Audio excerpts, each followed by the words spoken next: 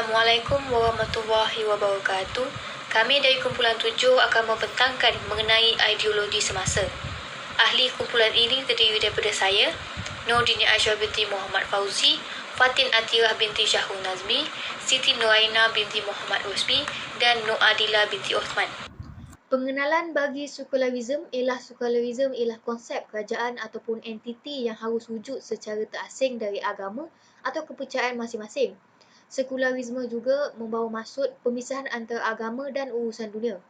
Menurut Weber, sekularisme merupakan suatu proses yang berlanjutan dan terbuka di mana nilai-nilai pandangan diperbaharui sesuatu dengan peredaran zaman.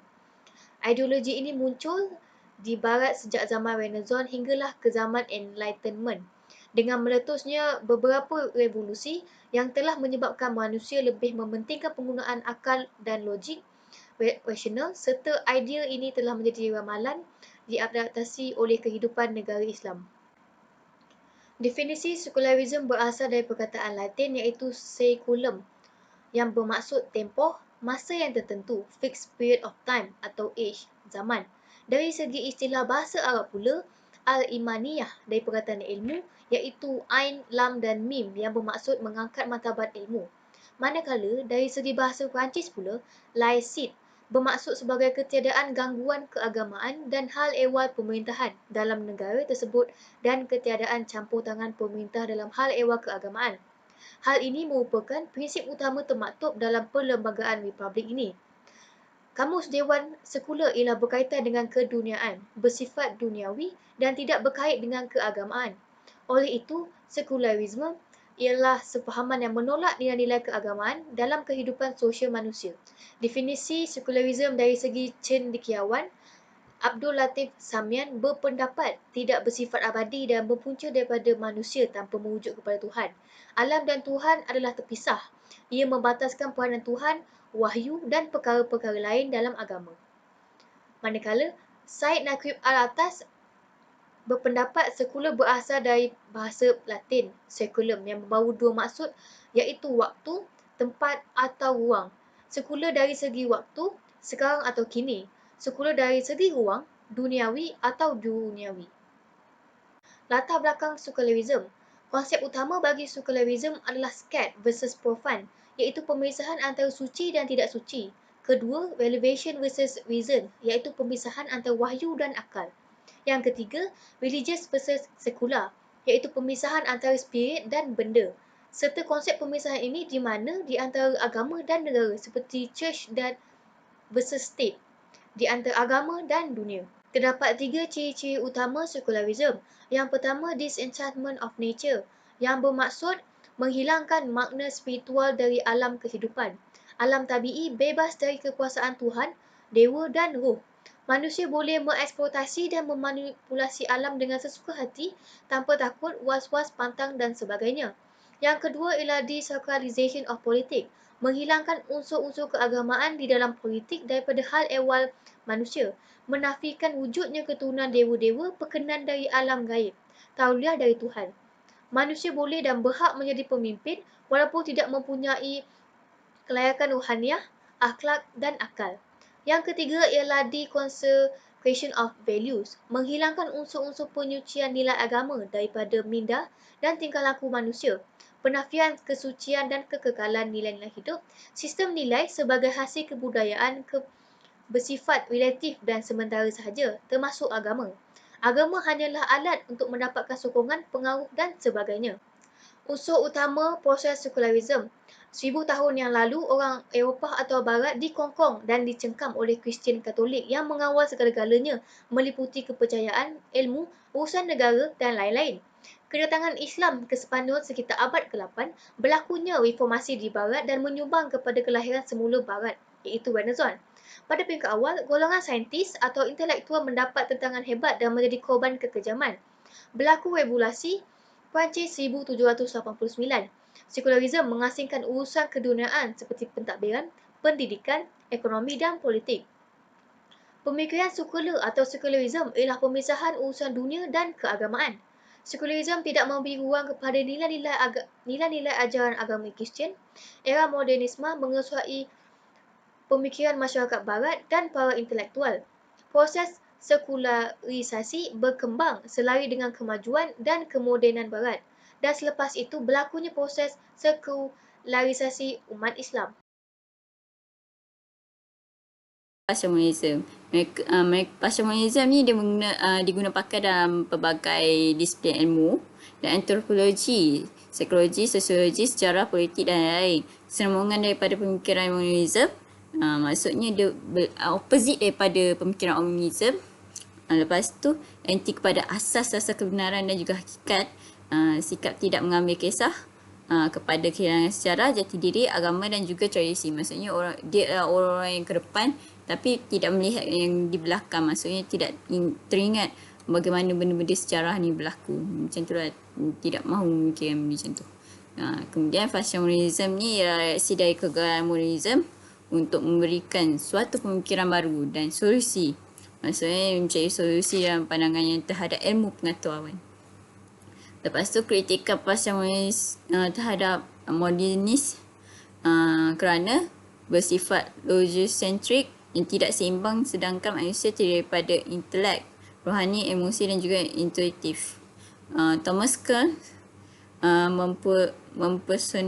mempersoalkan objektif ilmu sains dalam pemikiran moden, sebaliknya ilmu sains mengandungi juga aspek bukan rasional, logikal, boleh dipengaruhi oleh faktor psikologi dan sosiologi berkaitan dengan perasaan manusia, bukan berdasarkan logik semata-mata. Sosiokonstruktivis dia ialah ilmu tidak semata-mata yang mencerminkan hakikat dalam alam secara objektif. Ilmu adalah konstruktif yang dikaitkan dengan kepentingan dan juga pandangan masyarakat yang menyusup masuk dalam penggunaan ilmu sains dan alam dilihat secara selektif dan bukan secara natural. Manusia memilih aspek alam yang berkait dengan kepentingan diri untuk mencipta ilmu yang berguna kepada mereka. Saintis bersikap pilih kasih dalam pemindahan bidang kajian mengenai alam tabi'i. Contohnya Islam metafora dalam sains perubatan lah. Serangan bakteria terhadap tubuh manusia. Lepas tu tokoh Adriana Michael Foucault.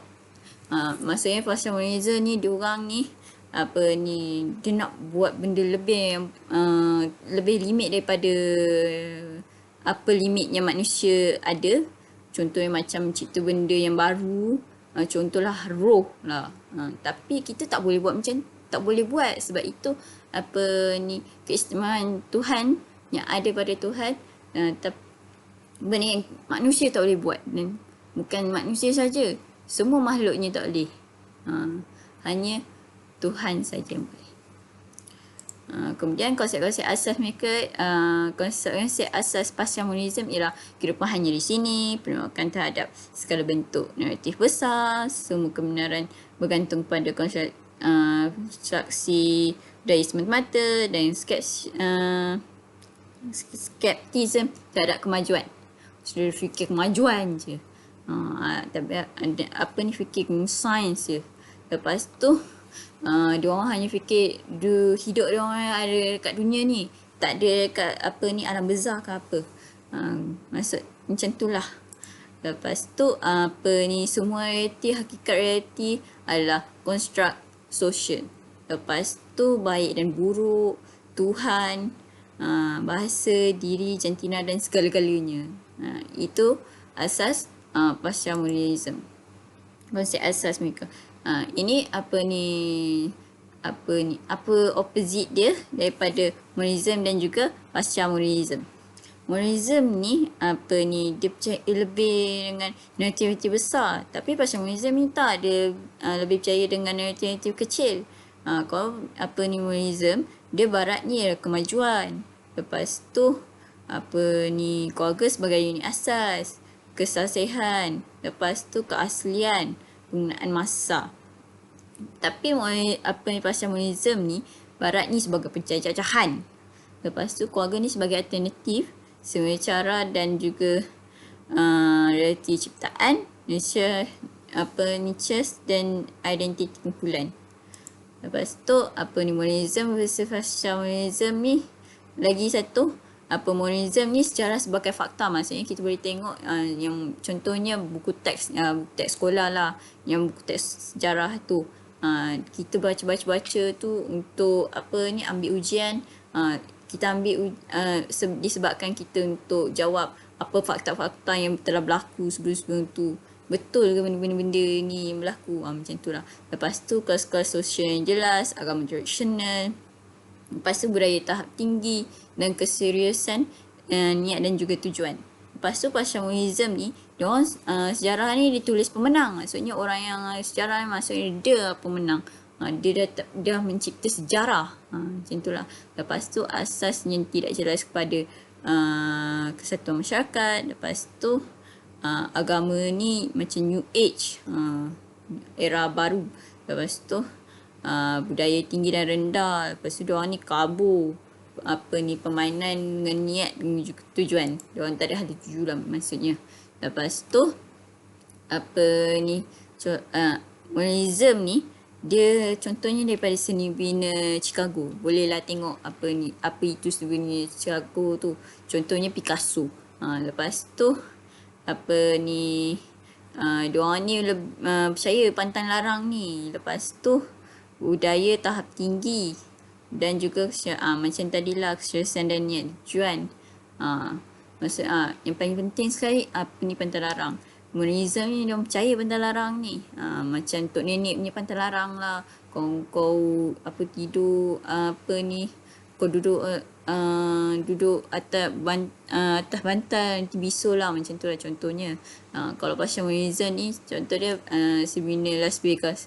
Contohlah Andy Warhol. Dia ni kita boleh kita tengok dekat pop art. Kalau orang sini dia tahu pop art tu apa. Dia lukisan yang vibrant, menggunakan warna-warna vibrant dan juga menggunakan leading figure dalam dia orang punya art. Contohlah Marilyn Monroe. Andy Warhol ni dia menggunakan Marilyn Monroe sebagai dia punya art dalam art dia. Lepas tu contohlah, lepas tu kondisi sekolah, maksudnya mereka ni kalau macam tadi pantang larang kan, kau buat macam ni nanti macam ni, maksudnya dia sebelum kau buat tu fikir dulu. Tapi kalau modernism ni kau dah fikir, lepas tu bagikan solution, maksudnya bagikan dia punya ni macam mana nak solve problem tu. Contohlah kau buat macam ni, aku bawa je condom tu kat sekolah, macam tu lah. Lepas tu dia orang ni mengintai gender, macam contohnya lah LGBT kot, macam tu lah. Lepas tu keseriusan, lepas tu dia orang ni globalism. Ini kaedah penyelebaran luasan pasca modernism. Kaedah dia ada 4. Deconstructionism, relativism, lepas tu pluralism, pessimism. Deconstructionism ni dia fenomena dia hyperreality, relativity baru, surreal reality. Lepas tu visual reality, yang paling ketara lah sekarang ni visual reality lah. Yang VR sekarang ni contohlah dan anime dengan game tu, macam tu. Lepas tu musnahkan reality, dia orang punya adjektif ni. Musnahkan reality makna lama dan mencipta reality yang baru. Dia mekanisme dia orang menggunakan teknologi ni, keganasan dadah serta media untuk mencipta hakikat-hakikat yang baru. Lepas tu relativism ni, diorang fenomena diorang ya ilmu sebagai community, komersial kepada universiti. Maksudnya kau nak belajar ilmu-ilmu ni, kau kena pergi U ni. Maksudnya dia komersialkan lah universiti tu. Kalau kau daripada ilmu tu dia macam menggunakan ilmu lah. Lepas tu objektif dia untuk musnahkan atau menyamaratakan hierarki ilmu dan juga nilai. Lepas tu mekanisme dia samalah, teknologi, keganasan dadah dan juga media. Lepas tu pluralism ni ya contohnya fenomena lah. pluralism agama, maksudnya agama ada banyak. Lepas tu LGBT lah. Sekarang ni kat France yang tengah heboh sekarang ni, Festa LGBT, homo ramai-ramai.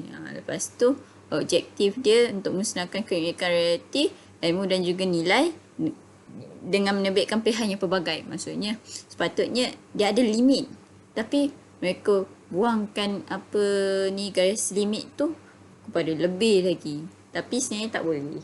Lepas tu mekanisme penyebaran mereka adalah teknologi, keganasan, data dan juga media, menjadikan kerancaman sebagai semua jadi. Lepas tu diorang ni ada yang ke last kali lah, fatalism. Dia ni yang paling kita boleh tengok dekat science fiction ni, cerita lah.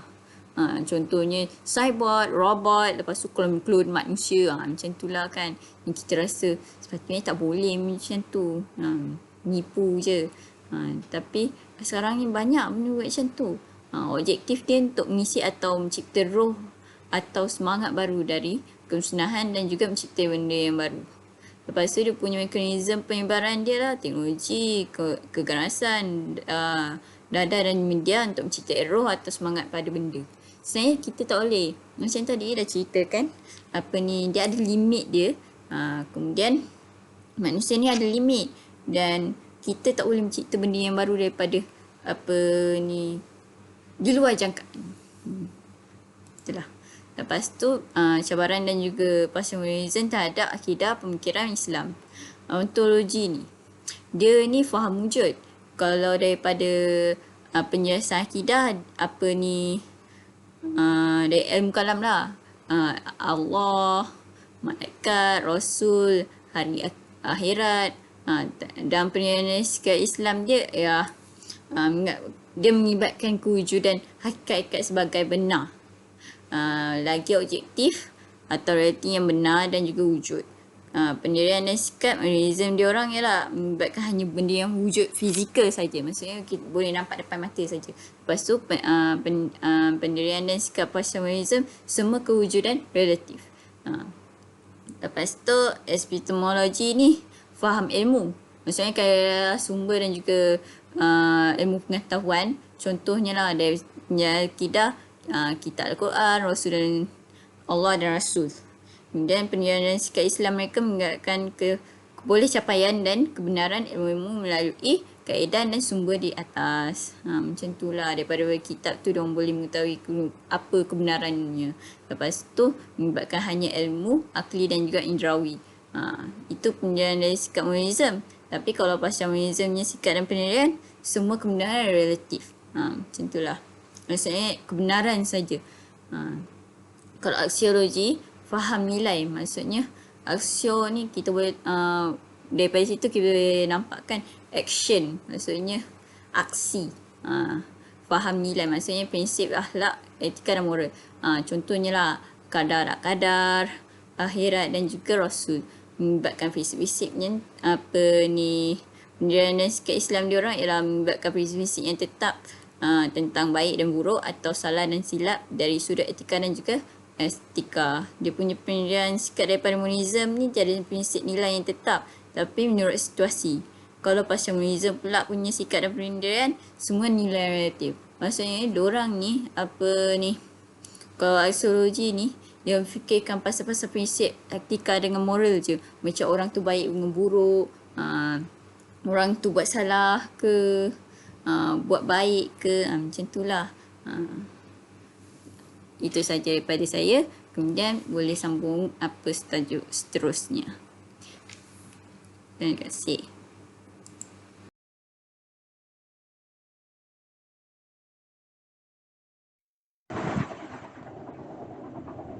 Ideologi relativism pasca moden. Relativism merupakan satu istilah yang digunakan untuk menggambarkan sesuatu perkara yang bersifat tidak tetap dan mutlak. Ia boleh berubah mengikut suasana persekitaran. Doktrin bahawa ilmu pengetahuan, kebenaran dan nilai moral ditentukan secara berkait dengan budaya, masyarakat dan konteks sejarah. Kebenaran dinilai relatif dan tidak mutlak dan saling berbeza antara budaya dengan budaya yang lain dan individu yang mengalaminya. Relatif sebagai kata antonim bagi mutlak dan absolut.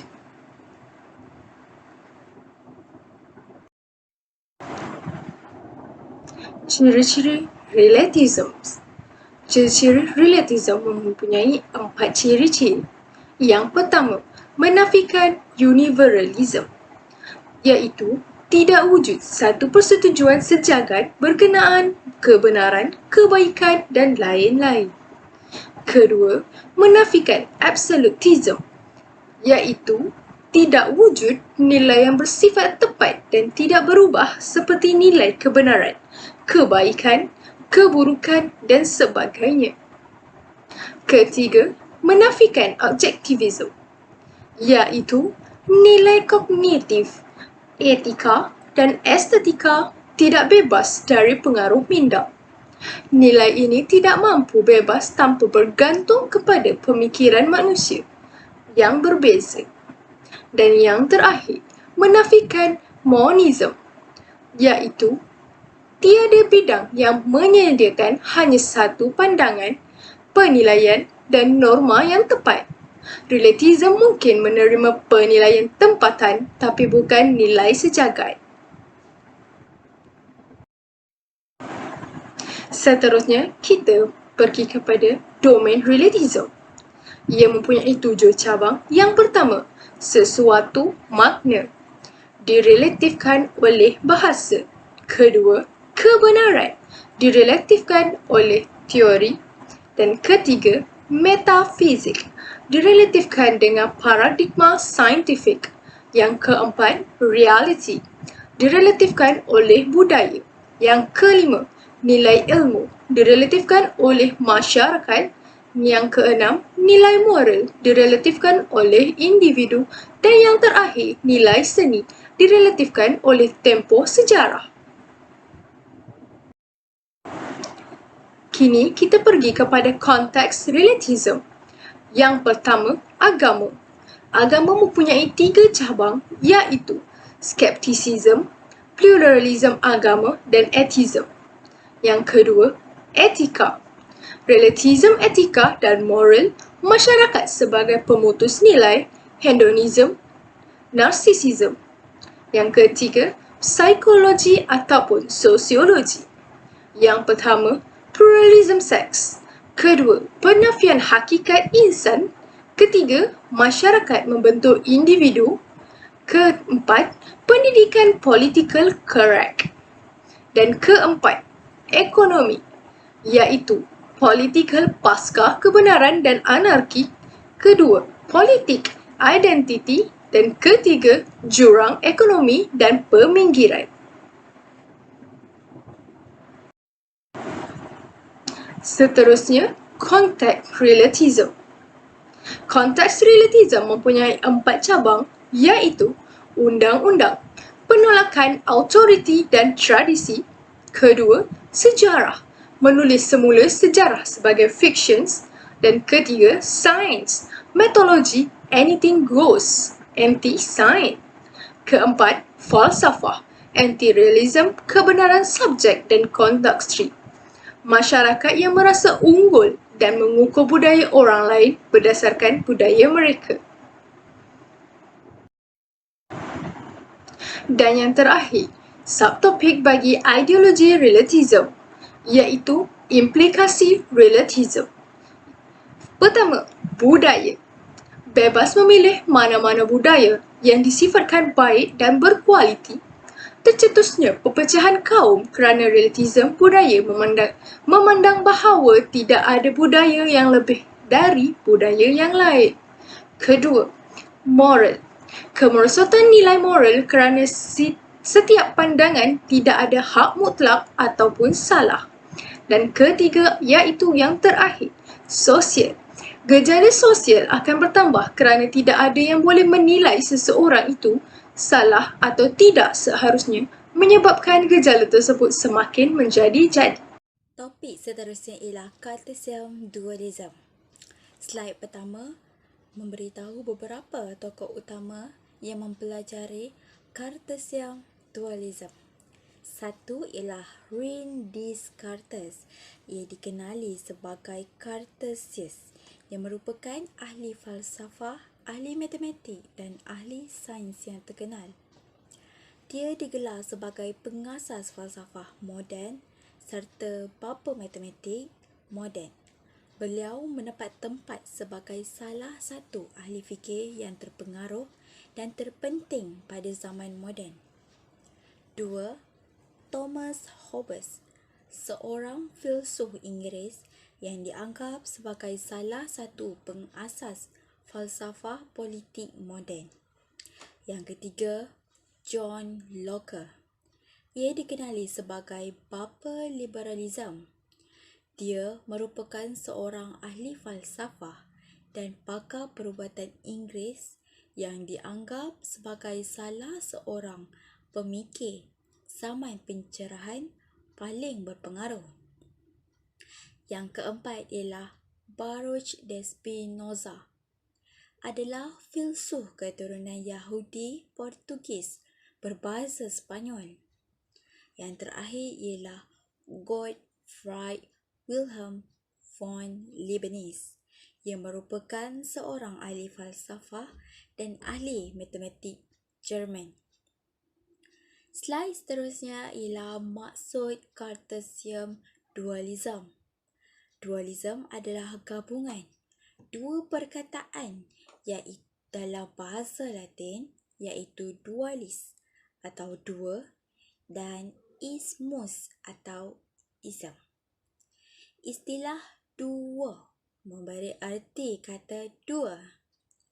Ismus berfungsi membentuk kata nama dan kata kerja. Cartesian dualism ialah dasar permulaan sesuatu khalifah. Dualism ialah keadaan yang menjadi dua dan ia adalah satu teori atau sistem yang berdasarkan kepada dua prinsip yang menyatakan bahawa ada dua hal yang berlawanan. Pemahaman ini akan memudahkan dalam membuat keputusan, dalam menentukan arah tujuan hidup kita dan juga mengambil makna dari setiap peristiwa yang telah kita lalui. Slide seterusnya ialah maksud dualism menurut Kamus Dewan keempat.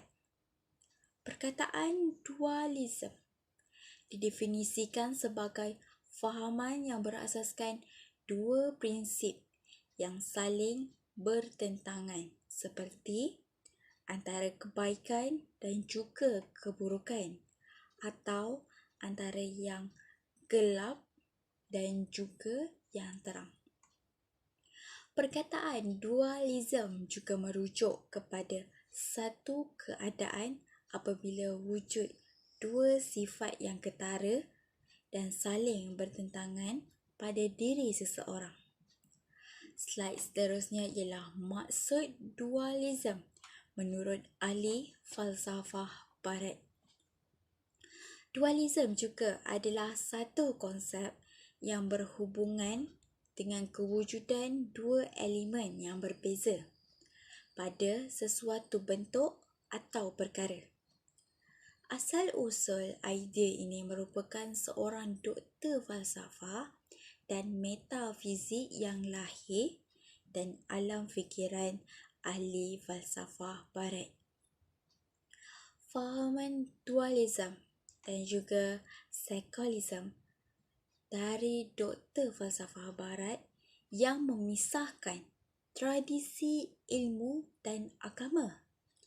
Agama difahami sekadar hanya berkaitan dengan urusan peribadi dan peribadatan, sehingga sumber untuk mendapatkan ilmu pengetahuan menjadi terhad. Slide seterusnya ialah maksud Cartesian dualism menurut Wilbur Dyrehead.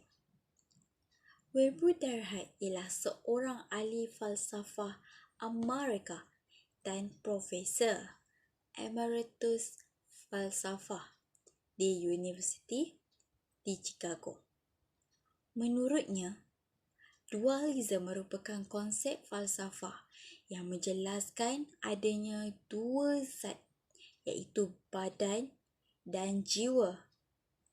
Dualisme menerangkan fenomena mental adalah merujuk kepada entiti, bukan fizikal. Idea dualisme badan dan jiwa berasal dari zaman Plato dan Aristotle yang menjelaskan tentang keberadaan jiwa yang berkaitan dengan kecerdasan dan kebijaksanaan. Pada pendapatan mereka, kecerdasan seseorang sama ada di bahagian minda ataupun di jiwa tidak dapat dikenali atau dijelaskan secara fizikal. Slide yang terakhir ialah cabaran falsafah semasa. Cabaran falsafah semasa yang sedang dihadapi oleh umat manusia tempatan ataupun global yang terbit, dan pemikiran falsafah dualisme ini membahagikan kehidupan kepada dua pendekatan. Satu adalah berfikir sebagai sifat mutlak manusia. Dua, alam benda sebagai makhluk yang tiada apa-apa nilai dan juga makna. Rene Descartes juga telah merumuskan bahawa masalah tubuh dan jiwa dalam membentuknya dan akal adalah zat yang bukan fizikal.